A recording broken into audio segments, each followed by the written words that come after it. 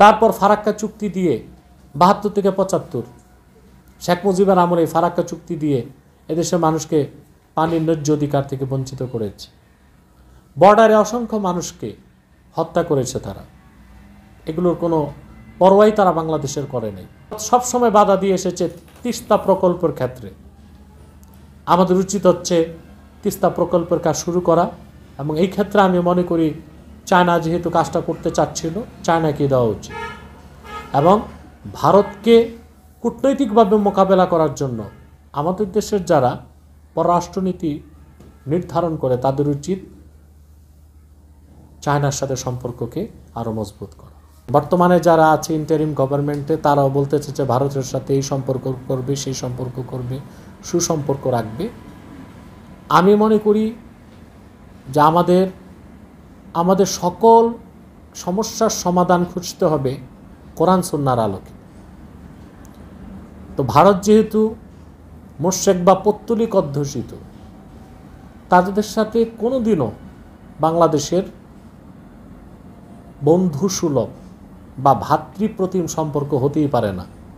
হ্যাঁ, পার্শ্ববর্তী রাষ্ট্র হিসেবে তাদের সাথে কূটনৈতিক সম্পর্ক হতে পারে, অর্থনৈতিক সম্পর্ক হতে পারে, বাণিজ্য সম্পর্ক হতে পারে, কিন্তু সেটাও আমি মনে করি নিরাপদ না। কারণ দেশ স্বাধীনের আগ থেকে এখন পর্যন্ত প্রতিবেশী রাষ্ট্রের সাথে যে ধরনের সম্পর্ক রাখা উচিত ভারত তার কিছুই করেনি, বরং নির্মমভাবে এদেশের মানুষের অধিকারগুলোকে ক্ষুণ্ণ করেছে। যেমন আমরা দৃষ্টান্ত দিতে পারি, মালয়েশিয়া একটি শক্তিশালী মুসলিম রাষ্ট্র, তার নিকট প্রতিবেশী সিঙ্গাপুর একটা ছোট্ট রাষ্ট্র। সিঙ্গাপুরে অর্থনৈতিকভাবে শক্তিশালী হলেও মালয়েশিয়া তো সব দিক থেকেই সামরিক শক্তি, অর্থনৈতিক শক্তি, আয়তনের দিক থেকে, জনসংখ্যার দিক থেকে একটা বড় রাষ্ট্র, কিন্তু কখনোই সিঙ্গাপুরের অভ্যন্তরীণ বিষয়ে হস্তক্ষেপ করে না। ইন্দোনেশিয়া একটা বৃহৎ মুসলিম রাষ্ট্র, কাছাকাছি হচ্ছে শ্রীলঙ্কার অভ্যন্তরীণ বিষয়ে কখনো ইন্দোনেশিয়া হস্তক্ষেপ করে না। কিন্তু আমরা দেখি ভারত সবসময় বাংলাদেশের অভ্যন্তরীণ বিষয়ে হস্তক্ষেপ করে থাকে। অথচ আমরা দেখতে পাই যে ভারতের খুব কাছে হচ্ছে নেপালের কোনো বিষয়ে সে হস্তক্ষেপ করে না। তার কারণ, সবচেয়ে বড় কারণ হচ্ছে এটাই, নেপাল একটা হিন্দু অধ্যুষিত রাষ্ট্র, আর সেজন্য নেপালের প্রতি ভারতের কোনো ক্ষোভ নেই।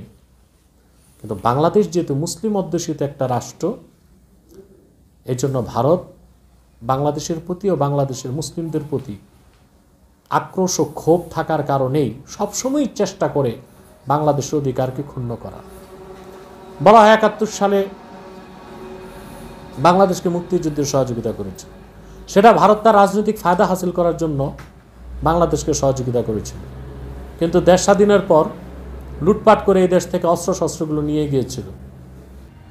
বাংলাদেশে বিডিআর বিদ্রোহে দেখা যায় আমাদের সেনা অফিসারদেরকে হত্যা করেছে, এখানেও তাদের হাত ছিল। তারপরে ৫ই মে শাপলা চত্বরে যে জেনোসাইড করা হয়েছে, সেখানেও আমরা নির্ভরযোগ্য সূত্রে জানি ভারত থেকে কিলিং মিশন এসে মুমিন মুসলমানদের উপর হামলা করেছে, শহীদ করেছে।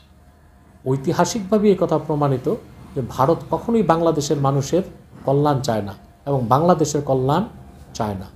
অতএব তাদের সাথে কি প্রয়োজন আমাদের সম্পর্ক রাখার, বরং এইরকম শত্রুর সাথে সম্পর্ক, সব ধরনের সম্পর্ক ছিন্ন করে ফেলা উচিত। এবং তারা যেভাবে কাঁটাতারের বেড়া দিয়েছে, আমাদের উচিত আমাদের ভূখণ্ডে কাঁটাতারের বেড়া দিয়ে মজবুত সীমান্ত আমাদের নিশ্চিত করা, যেন তারা কখনোই আমাদের দেশে ঢুকতে না পারে।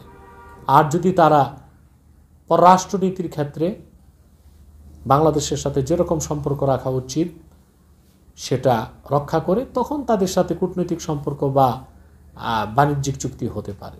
আর আমি বিশেষভাবে বলবো, এখন যে গভর্নমেন্ট আছে, তত্ত্বাবধায়ক সরকার, আওয়ামী লীগ আমলে দেশ বিরোধী যত চুক্তি হয়েছে ভারতের সাথে, এ সব কিছু বাতিল করতে হবে।